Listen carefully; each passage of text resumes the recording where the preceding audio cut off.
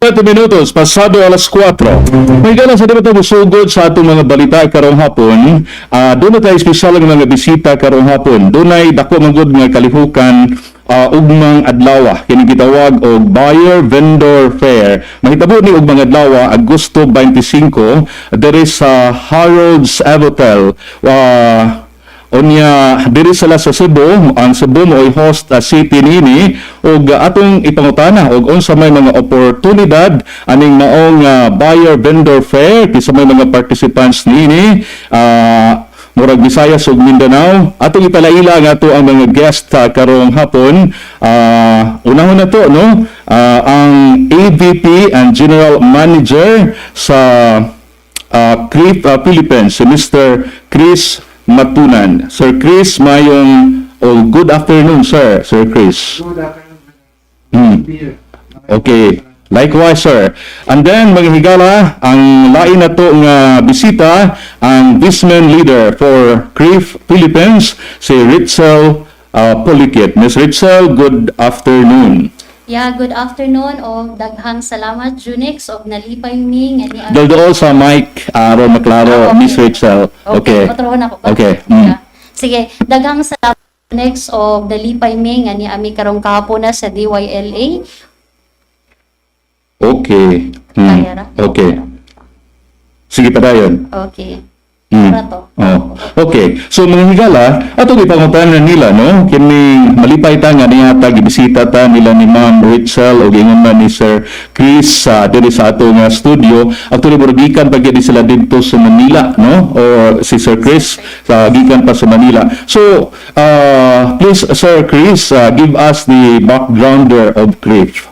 Sure. So at CRIF, we try to elevate businesses to the next level by providing companies with our expert blend of data and analytics. CRIF is a global leader in credit bureau solutions and business information solutions, as well as credit risk solutions. In particular, in the Philippines, we have an extensive and the most accurate coverage of active businesses, business intelligence in the country.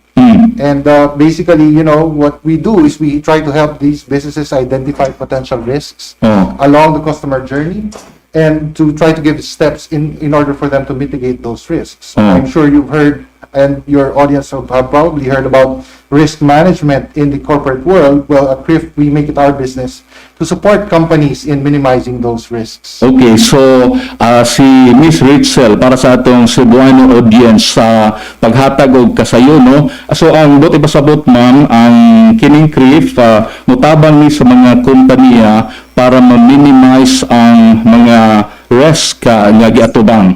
Yes, that's correct no. This company in Bisaya.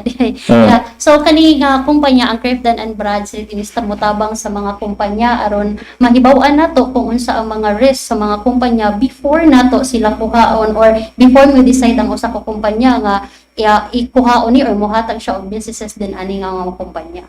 And also naapotay gitawag nga supply risk no. Ang kani nga supply risk is for our supply. So kung naatay mga projects or mga upcoming nga mga projects nga nanginahanglan ta mga suppliers, so it is very important nga mahibaw-an nato unsay level sa risk sa kumpanya before nato sila engage. How much is the value of the project nga atong ihatag kay this is business. So we're not here for charity. So this is business and it is part of our responsibility nga to grow our economy, especially diri sa Cebu. Dili business, so meaning mutubo ang business, dili kay ma-bankrupt na hinuon ta.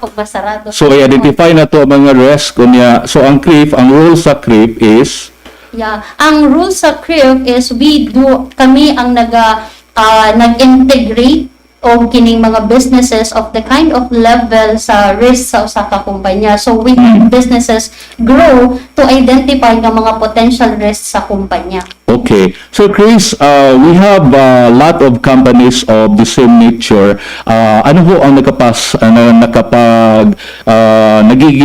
bakit naging stand out ang CRIF? Right. Yeah. So of course I cannot speak entirely about my competition, but you know, our solutions are very sophisticated. Our insights are what we try to provide what we call highly actionable insight. So we focus on credit information management, credit risk management, comprehensive business intelligence, all the while trying to help the organizations, perform better. And our approach as a company, since ganun ang ginagawa namin, we are required to be both holistic and individualized. Because of course, not one size fits all when it comes to managing or identifying risks for each company. Okay, Ma'am Retchel, doon na kay kadubang. Yeah, I guess that's it. Okay. So, talking about this buyer-vendor fair, first of all, what is this vendor fair all about? At bakit, Sir Cris, sa Cebu ito o ang host ang Cebu? Yes. Let me answer that, sir. No? Well, ang Cebu Cabalota is one of the largest metropolitan areas sa ato ang syudad. And it is a growing commercial hub of both locally and internationally. So, CRIF covers a more than 100 active businesses sa Visayas and Mindanao region. Kaning location is appropriated, no? Appropriate yun siya in that sense. So, however, we still want to grow the numbers and help new and existing businesses sa syudad and to see the potential growth through trusted supplier-buyer relationship or ang ginatawag nato nga commercial transaction between sa usa ka organization for the purchase and supply of goods ug mga services. And we want also to mag-abli og bag-o nga mga opportunities, especially sa atong mga micro, small, and medium enterprises. So, by connecting them sa atong mga top conglomerates and large corporation nga nangita og mga potential nga mga suppliers.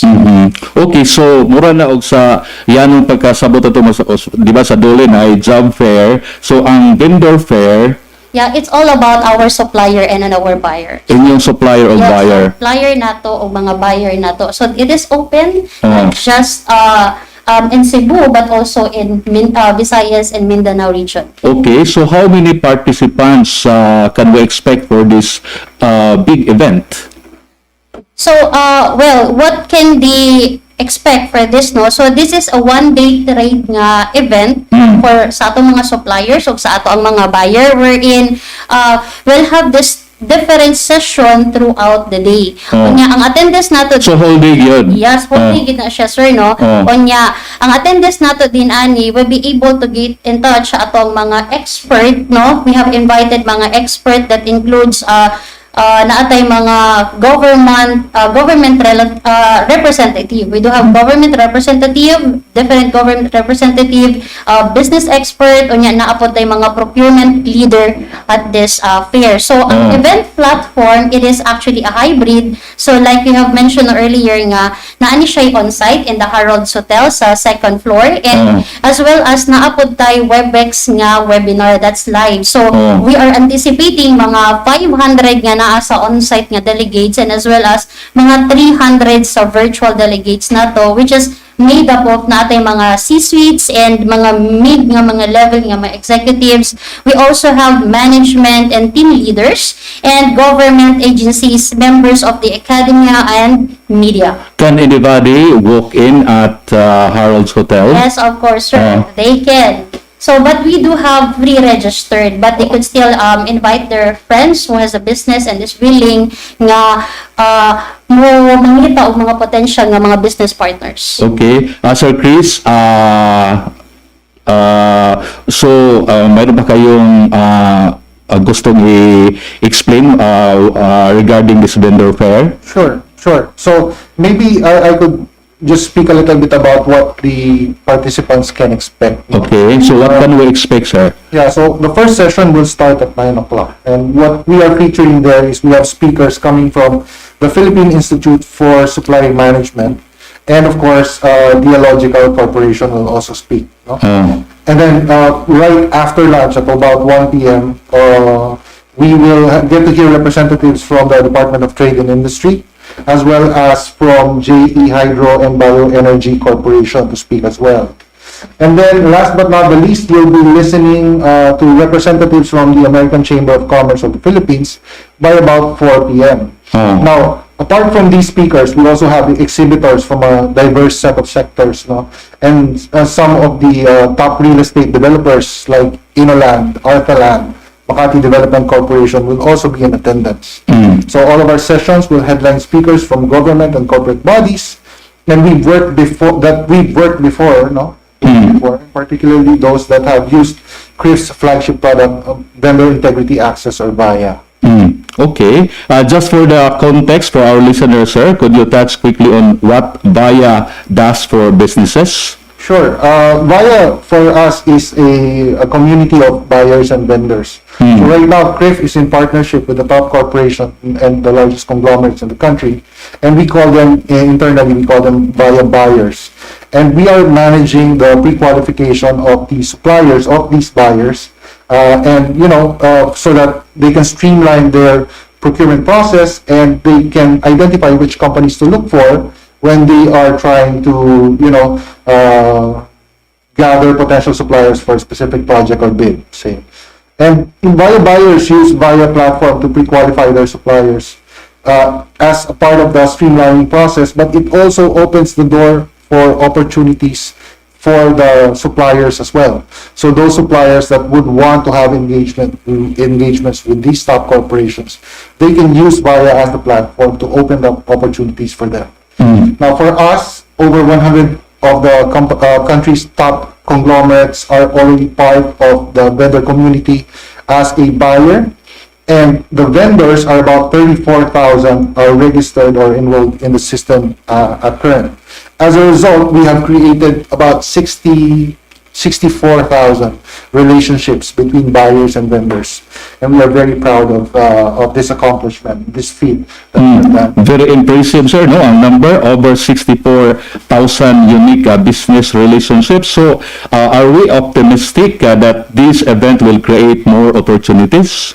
Yes. Yes, sir. No, we're so optimistic about this event kay this will actually create opportunities sa daghan nato nga mga MSMEs in Cebu or Visayas and Mindanao. And these things will connect and network sa atong mga various ng mga procurement nga leaders. And the entire session will help them nga maka-provide og mga insights on the many aspects sa ilahang growing and transforming nga mga businesses. And as well as, we will have them to push to build a future and ready nga mga framework nga unique to themselves. And we also wanted nga ang matag-usa sa mga businesses dinhi sa ato ang Cebu will have this best chance not only nga mahimo silang successful but also to have that longevity and sustainability sa ilahang mga kumpanya. And the great thing about this fair is that we could present with you the chance to think outside of the box because of the other of the attendees nga naa sa ani nga mga kani nga event. So what new connections can we make for this, no? Where can this take our businesses? Asa man ipaingon. So what can this connection can do, even one or two nga mga specific nga team in our company that have the potential nga mag-grow ang ilahang business outside or what is currently nga being offered. So commerce in our whole world actually has become a very digital, and that's a good thing, no? Pero that allows the globalization factor to come in unya, and yes, it is own and provide new opportunities, pero we don't want to overlook manggod ang human element. And the benefit manggod din ana, the interpersonal relationship and the power of the relationship and the discussion that can be found on that event is just like via vendor fair nga very important o makatabang yun sa mga atong mga buyers o sa ato ang mga vendors. Tinawag ka na, no? Labi ba doon ay mga istorya karong bag-o o lately lang na kining pagbalik sa human elements sa digital space sa mong giingon, Ma'am Retchel. Okay. Yeah. Okay, so ma'am, siguro tagaan ta mo og gahigayon pag-invite sa atong mga listeners o mga viewers. By the way, no, sa atong mga viewers there is FB, DYLA Cebu Newsbreak, all over Visayas, no, o sa mga dunay internet connection para sa event ugma, Miss Retchel.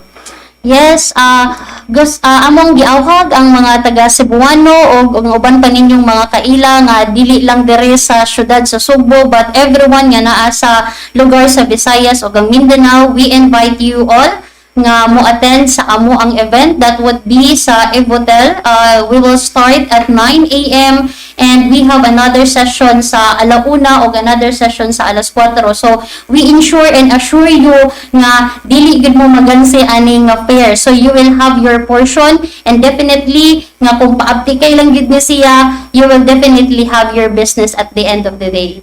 Okay, no, good, no? So, Cris, what about you? Can you invite our listeners, sir, for this big event tomorrow? Yes, for sure, for sure. And thank you, Jhunnex. But the first time ning nga gi-host diri sa Cebu?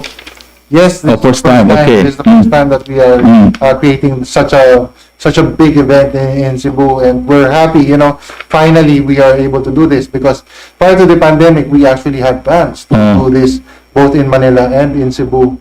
But the pandemic happened, and so we had to defer those plans. So now that we are here, now that we are conducting the VIA vendor fair, I am truly thankful, Jhunnex, for giving us the opportunity, first of all, to speak to your listeners. And for the listeners here, if you are here in the area, please feel free to drop by. We will be there. We will be there with experts. We will be there with government representatives, and for sure we will try to help you any way we can in order to support your business. Yeah. Okay, so again, it will start 9 o'clock, Miss Retchel. Yes, sir. Okay. Manghigala, no? Ato mga bisita karong hapon. Thank you very much sa inyo, Sir Cris Matunan, ang EVP and General Manager, o si Miss Retchel Poliquit, VISMIN Leader for CRIF Philippines. Thank you very much, sir. Thank you so much, Jhunnex. Daghang salamat, Jhunnex. Salamat kayo. Manghigala, no, mo ato mga bisita karong hapon. Salamat kayo. So kato mga interesado, no, pwede ra mo diretso dito sa Harold's Hotel ug mga adlaw.